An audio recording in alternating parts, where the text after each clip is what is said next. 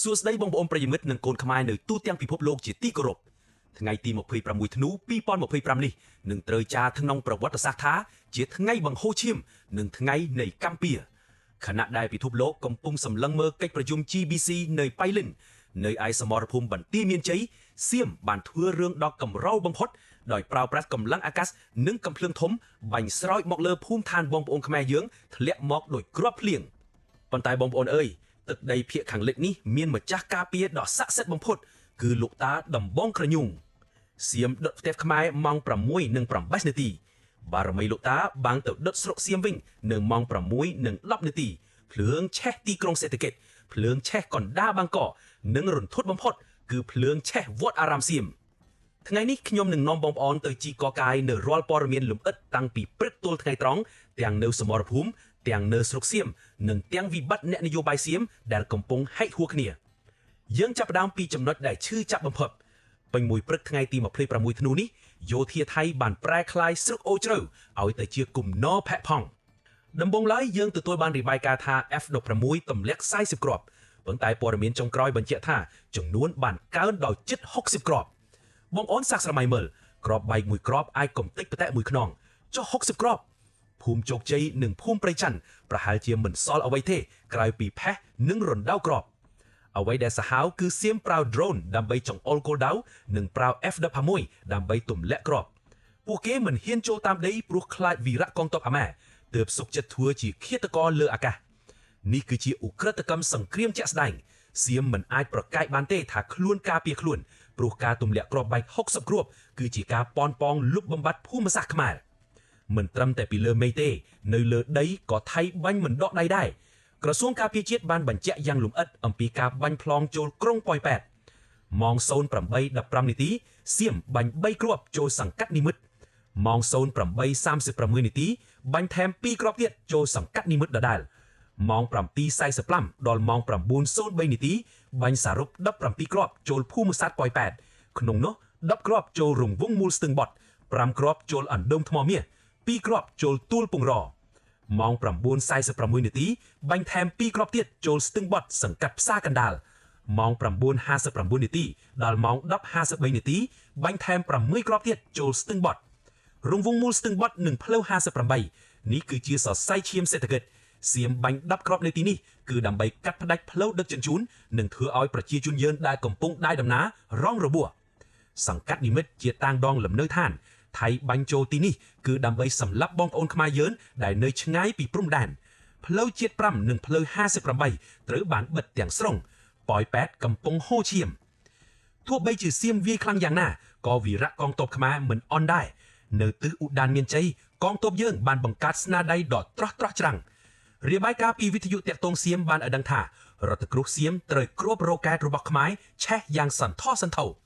សំឡេងផ្ទុះលាន់ឮរាប់គីឡូម៉ែត្រទីហ៊ានសៀមឈ្មោះចាស៊ីបអេកតូនិងអនុសេនីយ៍បៀងបានស្រែកហៅជំនួយនិងផ្ដល់កម្លាំងចិត្តឲ្យគ្នាទាំងសំឡេងញ័រនេះបង្ហាញថាឲ្យតែហ៊ានចូលតាមដីគឺคล้ายជាវាវជី F16 អាចហក់បានតែរថក្រោះសៀមមិនអាចឆ្លងកាត់កំពាំងដែករបស់កូនខ្មែរបានទេឥឡូវនេះយើងចូលដល់ផ្នែកដែលអស្ចារ្យបំផុតគឺកម្ពុជាលោកតាដំបងក្រញូងមិននៅស្ងៀមទេនៅពេលដែលសៀមហ៊ានយក F16 មកទម្លាក់គ្រាប់បែកលើកូនចៅរបស់លោកក៏បានសម្ដែងរិទ្ធកាច់ពួកសៀមវិញភ្លាមត្រឹមតែប៉ុន្មាននាទីប៉ុណ្ណោះនៅវេលាម៉ោង 6:08 នាទីព្រឹកយន្តហោះ F16 របស់សៀមបានចាប់ផ្ដើមទម្លាក់គ្រាប់បែកពីលើមេឃដើម្បីដុតកំទេចផ្ទះសម្បែងរាខ្មែរនៅភូមិជោគជ័យពួកគេសើចសប្បាយដែលបានឃើញផ្ទះខ្មែរឆេះប៉ុន្តែត្រឹមតែ2នាទីក្រោយមកគឺនៅម៉ោង 6:10 នាទីកម្ពុជាបានហោះឆ្លងដែនលឿនជាងគ្រាប់កំភ្លើងទៅទៀតនៅឯខេត្តឈុនបុរីដែលជាខេត្តសេដ្ឋកិច្ចនិងឧស្សាហកម្មដ៏ធំរបស់សៀមស្រាប់តែមានអគ្គិភ័យឆាបឆេះអគារពាណិជ្ជកម្មកម្ពស់3ជាន់យ៉ាងសន្ធោសន្ធៅអ្វីដែលចម្លែកនោះគឺភ្លើងមិនមែនឆេះពីក្រោមឡើងលើទេគឺឆេះសន្ធោចេញពីដំបូលចុះមកក្រោមហាក់ដូចជាមាននរណាយកដុំភ្លើងទៅទម្លាក់ពីលើមេឃដោយដែលសៀមទម្លាក់គ្រាប់បែកដាក់យើងដែរផ្សែងខ្មៅហុយពេញផ្ទៃមេឃស្រុកសៀមធ្វើឲ្យប្រជាជននៅតំបន់នោះរត់ជាន់គ្នាពន្លត់មិនឈ្នះសៀមដុតផ្ទះខ្មែរមួយខ្នងនៅព្រំដែនទេវតាដុតអគារសេដ្ឋកិច្ចសៀមវិញឲ្យខាតបង់រាប់លានបាតនេះហើយជាពាក្យថាកម្ពុជាមិនចាំជាតិក្រោយគឺសងវិញភ្លាមទាន់ចិត្តតែម្ដង មិនអស់ចិត្តទេបងប្អូនកម្ពុជាបានតាមតបោកបេះដូងរបស់សៀមគឺទីក្រុងបាងកកនៅវេលាម៉ោង 9:37 នាទីព្រឹកសូមបងប្អូនចំណាំម៉ោងនេះឲ្យច្បាស់វាជាម៉ោងដែលកំភ្លើងធំសៀមកំពុងបាញ់ផ្លោងចូលរង្វង់មូលស្ទឹងបត់និងផ្លូវជាតិលេខ 5ដើម្បីកាត់ផ្តាច់ផ្លូវសេដ្ឋកិច្ចរបស់ខ្មែរយើងភ្លាមនោះអ្វីដែលកាត់ឡើងនៅបាងកកស្រាប់តែមានរថយន្តមួយគ្រឿងបានឆែកយ៉ាងសន្ធោសន្ធៅនៅក្រោមផ្លូវលឿនលឿនត្រង់ចំណុចច្រកទ្វារទឹកប្រទូណាមខណ្ឌរីតទេវីដែលជាចំណុចកណ្ដាលក្រុងបំផុតនិងកកស្ទាក់បំផុតភ្លើងឆែកនៅក្រោមស្ពានផ្លូវលឿនលឿនគឺជាគ្រោះថ្នាក់ដ៏ធំបំផុតព្រោះកម្ដៅភ្លើងអាចធ្វើឲ្យរចនាសម្ព័ន្ធស្ពានរលាយនិងបាក់ស្រុតបានសៀមចង់កាត់ផ្តាច់ផ្លូវជាតិលេខ 5របស់ខ្មែរឥឡូវនេះផ្លូវលឿនលឿនរបស់ខ្លួនឯងកំពុងមានបញ្ហាលោកអនុទីនអើយលោកចង់ដុតស្រុតគេឥឡូវភ្លើងកំពុងរុំជុំវិញខ្លួនលោកហើយភ្លើងឆែកកណ្ដាលក្រុងបែបនេះគឺជាសញ្ញានៃភាពវឹកវរនិងការដួលរលំនៃអំណាចហើយនេះគឺជាចំណុចកំពូលដែលធ្វើឲ្យឃ្លាមព្រឺសម្បូរជាងគេគឺភ្លើងឆែកវត្តនៅវេលាម៉ោង 11 ព្រឹកម៉ោងដែលព្រះសង្ឃកំពុងឆាន់ត្រង់ស្រាប់តែមានអគ្គិភ័យមួយបានកើតឡើងនៅក្នុងវត្តមហាធាតុវរវិហារនៅខេត្តពេជ្របុរីភ្លើងបានឆាបឆែកគុតសាមណេរពីឈើបុរាណនៅជាន់ទី 2ក្នុងមួយប៉ព្រិចភ្នែកគុតចំនួន 4 បន្ទប់ត្រូវបានភ្លើងលេបត្របាក់ខ្ទេចខ្ទីសាមណេរតូច 5 អង្គភ័យស្លន់ស្លោរត់ចែកជើងគ្នាគេចចេញពីអណ្ដាត់ភ្លើងដោយគ្មានសល់អ្វីជាប់ខ្លួនក្រៅពីស្បង់ជីវរប៉ុន្តែសម្រាប់យើងដែលមានជំនឿនិងសម្រាប់ចាស់ទុំបុរាណនេះមិនមែនជារឿងចៃដន្យទេ